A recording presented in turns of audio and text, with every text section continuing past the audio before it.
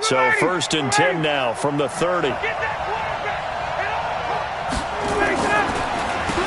They'll run for the first time with Devontae Freeman.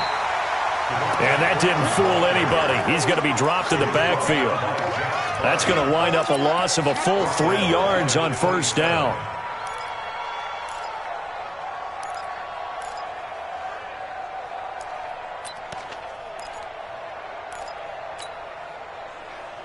So now they have to contend with 2nd and 13 after the 1st down run goes backwards. Now it's Ryan. Complete to Jones. Past the 20. 10. 5. Touchdown, Falcons. Julio Jones. 73 yards. As his guys are on the board here in this 1st quarter. Well, we've seen these two, Matt Ryan and Julio Jones, connect quite a few times over the years. It never gets old. It never gets old. Well, maybe for the defense it does, but not for us who are watching it. And Julio, every time he steps on the field, you can just about mark him down for 100 yards. That's about his career average per game. But think about this. Getting in the end zone has always been a struggle for him. He gets the big yardage, but he doesn't get the touchdowns. Not this time. No matter how many people were kicked in coverage, he found a way to beat it. And they're going to start this drive in pretty good shape as they get it out past the 30.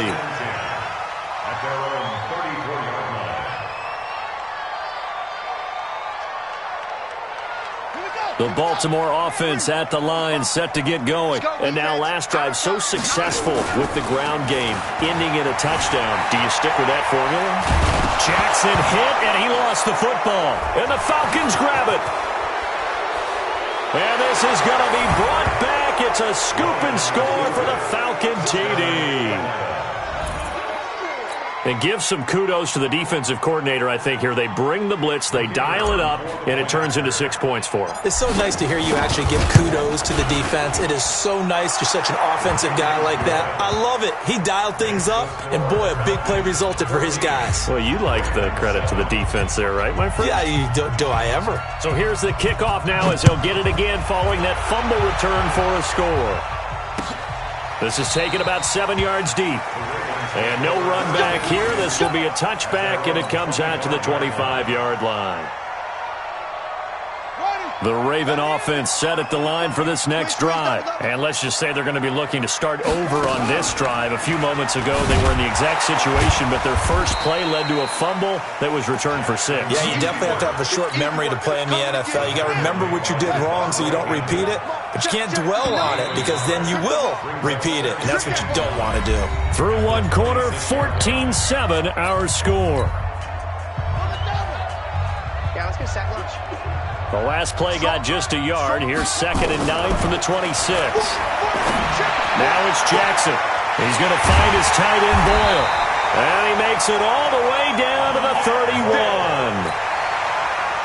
A big play that time for the Ravens. 43 yards. They'll run on 1st down. Ingram. And he'll go down at the 28. Call it a gain of 4 on 1st, and that'll make it 2nd down. I call that play a success. A nice inside run sets up a very manageable 2nd down. A very solid gain on that play. Ingram. And he'll take this down just shy of the 25-yard line. 2 yards the gain there, and now they're left with a 3rd and about 4 for a 1st. I'm coming for you, son. I'm coming for you, son. Check. Crouch. Crouch. Crouch. 1, 2, set, mama. From the gun, it's a run for Ingram. Just a 1-yard pickup there, and it'll be 4th down. But we just saw a great example of what we talked about with his coach prior to the game. He's definitely one of the better linebackers at reading a play and flowing to make the stop before it turns into something big. And Tucker's kick right there. It's good. But hang on, a flag is down. Now, if it's on the defense, they might decline it and take the points. Well, we looked at each other right away. We knew that flag was coming out. And I always enjoy the conversation post because officials always tell you, I don't want to throw the flag, but you caused the play. You did it. I had to. And power running here down to the 6-yard line. It's a 7-yard carry to set them up with a 2nd and 3. Well, no matter how they phrase it, staying on schedule, staying ahead of the sticks, whatever you want to call it, 7 yards on first down, that fits the bill. Throwing on 2nd and 3. Jackson, that's into the hands of the tight end Boyle.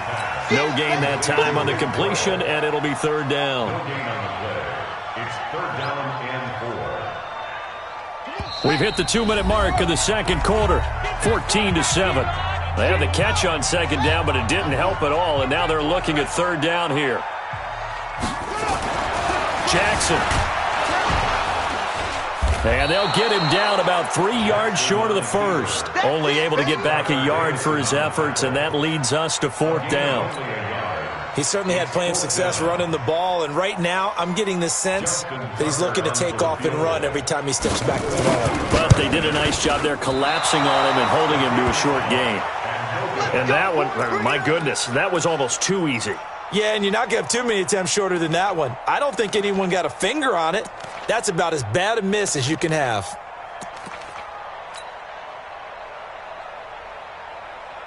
About set to begin their next drive, the Falcons offense at the line. And they're hoping to redo their efforts in the last drive when they got into the end zone. And just think of what it's like now on the sideline, because when you score a touchdown, you have to go over and look at the tablet and see what you did on the last drive.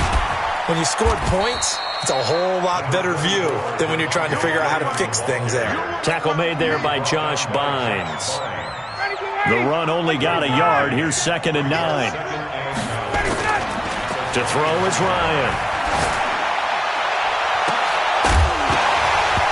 And that will be incomplete. Tried to dial up the long way out there, but it'll be 3rd down. You get a tight end like this, and you know he's used to dishing out punishment, but here, he's going to have to absorb the contact, and as a result, unable to hold on to the football. And it's complete. Hooper. And now off to the races down the right side. And all the way down to the 36-yard line. Well, that certainly changes things. Yeah, I think the thought process is they'd take this lead into the locker room, run something simple here, and run the clock out. Instead, they get the big play. Now they have a chance to increase what they've done in the first half. So how about that for a chain mover? They're all the way down inside the 40 now for 1st and 10. Got a man, it's caught at the 6-yard line. Give him 30 yards there. But one thing's for sure, they're going to have to come up with something at halftime because he is absolutely roasting them right now. They're going to go through the whole litany of things, changing coverages, what are we going to do? Put a man on him. The big thing to me is treat it like a good pitcher treats pitching a game. Change your timing, change your location. So sometimes you're up on him, sometimes you're back. Just change up the looks that he sees and make him just a little bit more hesitant. Okay, Coach, appreciate it. A 1-touchdown game here as we get set to resume play in the 2nd half. That'll be taken in the end zone. And a pretty good return here. He'll be stopped just shy of the 25 at the 24-yard line.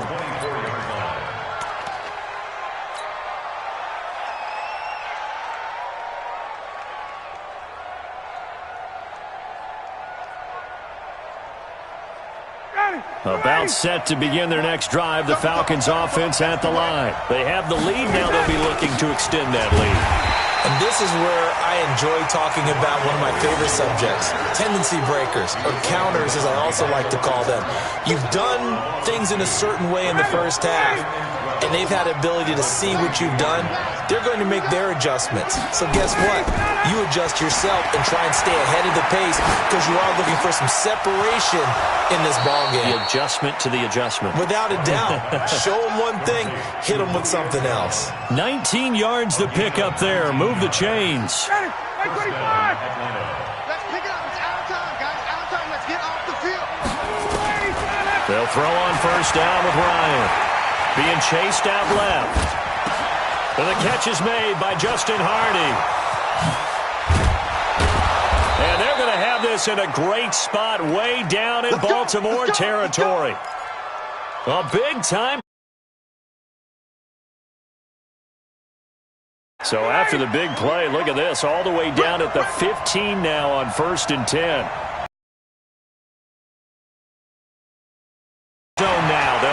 throw. And that on through the contact. Brings up second down. We've seen good cover skills on display throughout this game, really from both teams. And there's another nice example there of them making it difficult to complete a pass. To throw once more on 2nd and 10. Ryan to the end zone, but it's incomplete. And now offensively it's 3rd and 10, and I'm just thinking to myself, actors always say, what's my motivation before a big scene? Right now the play caller's thinking, what have I done before that's worked well that I can go to right now? Yeah, because they were pretty successful in the first half scoring points. Haven't done anything so far here in the... And it's intercepted at the goal line. Snags it for the pick. And a short return will be stopped inside the 10 at the 8-yard line. First possession of the third quarter, an interception, so maybe a second-half tone setter. Indeed, and not the tone they wanted to set. That's the equivalent of running out the wrong door and running into your pool instead of running out onto the field. A real dud for that one. Has that happened to you before? No, but I've heard stories about teams actually doing that back in the good old days. Now, meanwhile, a pass that should have been intercepted, but it winds up falling incomplete. After the incomplete pass, here now is 2nd and 10. Jackson now. Going to throw again. And he's going to go down. He backed up into the end zone, and this is going to wind up a safety. And you know, the man who sat in my chair the last few years, he has a theory. These plays, these safeties, they're so rare. Maybe they should be worth more than 2, maybe 4 points. I think he's got a great point. I really do, Brandon. But I would go ahead and up it to 6. I'm a former defender. Oh. To me, that's like scoring a touchdown. Easy now. I'll go 4. I don't know about 6. Come on. Come up to 6. A lot of points.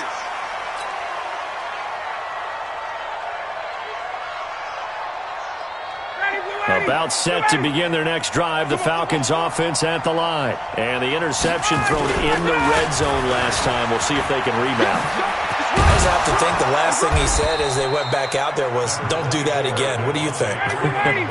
What do you think? Yeah, I think that. I think that not only did he say that, but he also told him, let's put it in the end zone that it's supposed to be in, all right? The end zone we're trying to score. I know we're being a little bit facetious here, but the bottom line is take care of the football, and everything else should flow from there. Quick lesson, never ask the play-by-play guy a question. Hey, you're my partner. I know you're right there with me. 2 yards, good enough for a first. From the 34 now, here's 1st and 10. Ryan. Looking for Jones, and it's intercepted. Picked off at the 40. And he'll take this all the way down inside the 40. So that's back-to-back drives where they're throwing an interception. Ordinarily, we look at the offense and say, what's going on with your scheme? Maybe we should look at the defense and just give them a whole lot of credit. They've got them frustrated right now.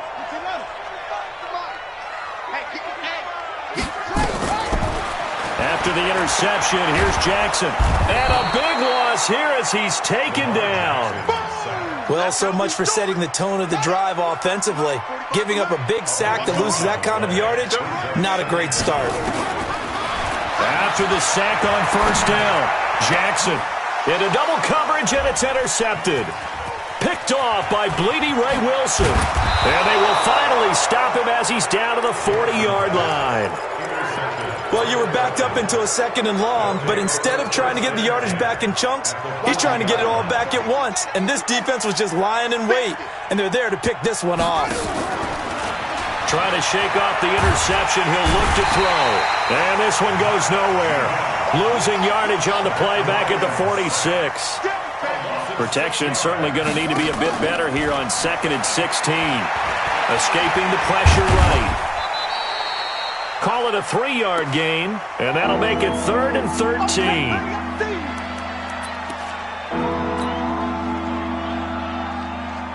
The Ravens bring out an extra defensive back here on 3rd. Now Ryan going to give it to Freeman.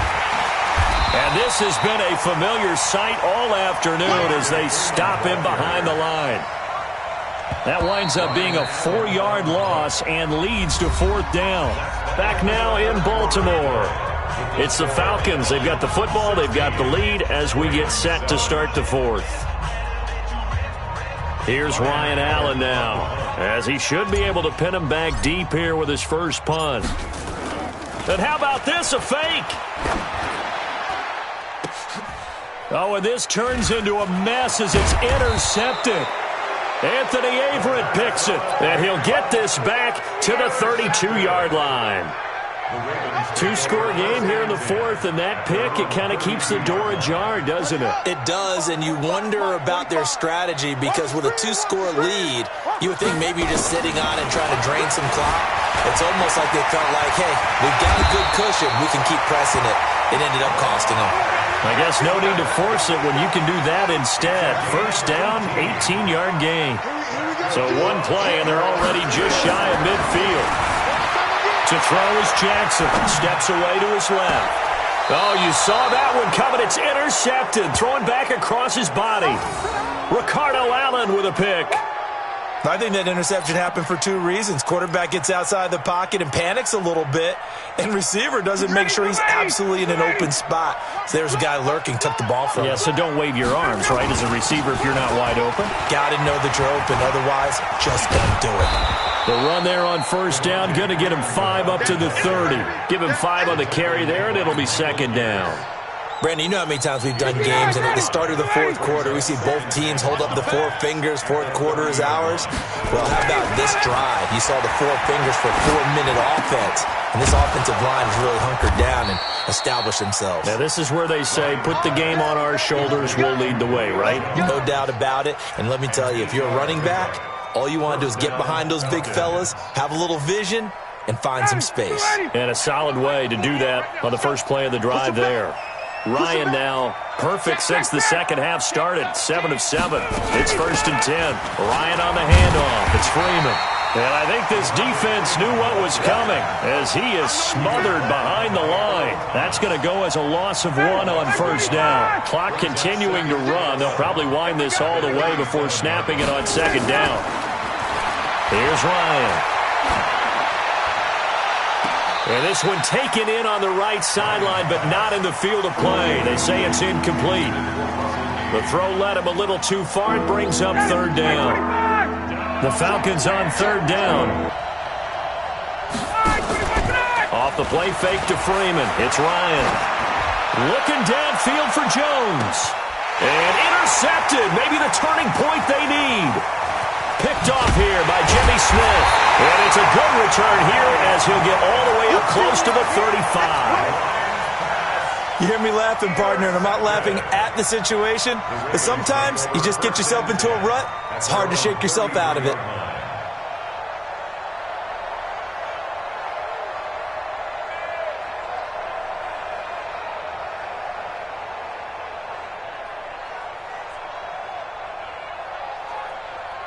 The Baltimore offense at the line, set to get going. And they've sort of lost their way, partner. How do they recalibrate and get this proverbial train back on track?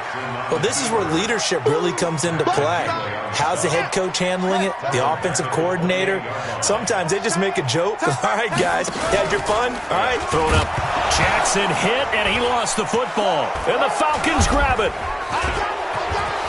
Down the numbers. There he goes. And that should just about do it. They return it to the end zone, sealing it with a defensive touchdown.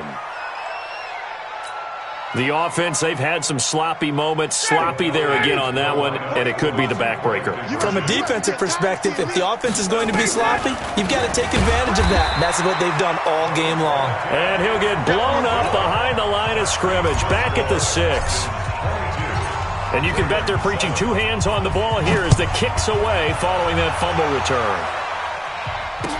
This is taken about 7 yards deep.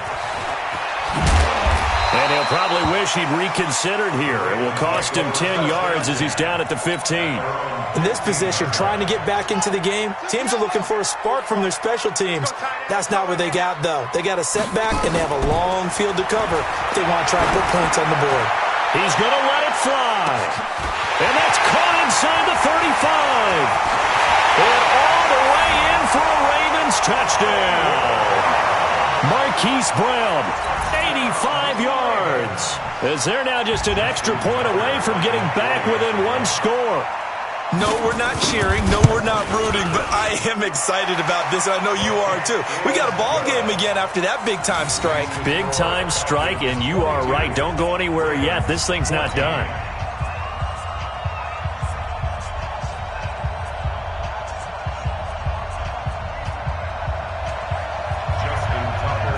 Tucker now to kick it away following the touchdown. This fielded a few yards into the end zone. And not a particularly good return here as they'll be forced to start at the 12-yard line. Well, conventional football 101, tells us if you don't get it back to the 20-yard line on a kickoff return, that's a disappointment. But some of these special teams coaches, with approval by the head coach, they give them full authority to go ahead and bring it out and try to be aggressive, almost what we call the green light, red light theory. Green light means go, red light means stop. Looks like he had green on that play.